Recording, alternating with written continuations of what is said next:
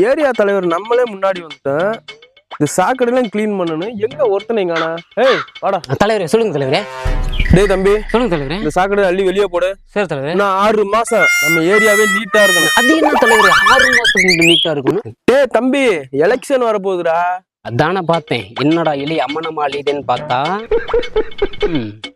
எலெக்ஷன்ல ஜெயிச்சுட்டா 4 வருஷத்துக்கு 4 சின்ன வீட்டை பிடிச்சிட்டு நாய் மாதிரி அலையுது. 5வது வருஷத்துக்கு அம்மா தாயன் ஓட்டு கேட்டு வலி இருக்கு. டேய் என்னடா முனகுற? இல்லைங்கய்யா, இன்னும் காமராஜர் காலத்துக்கு முன்னாடியே உங்களை மாதிரி தலைவர்கள்லாம் இருந்திருந்தா என்ன மாற்றம் அடைஞ்சிருக்குன்னு நினைச்சு பெருமைப்பட்டுட்டு இருந்தேங்கய்யா.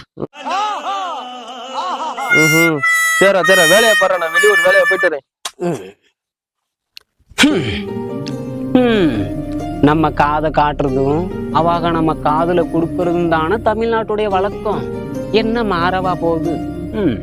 1 hour later.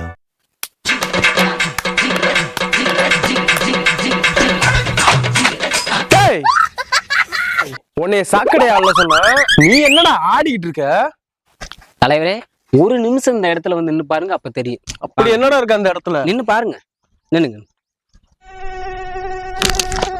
தலைவர் ஸ்டெப் போட ஆரம்பிச்சிட்டாரு. என்னடா கொசு கடிக்குது? அப்படி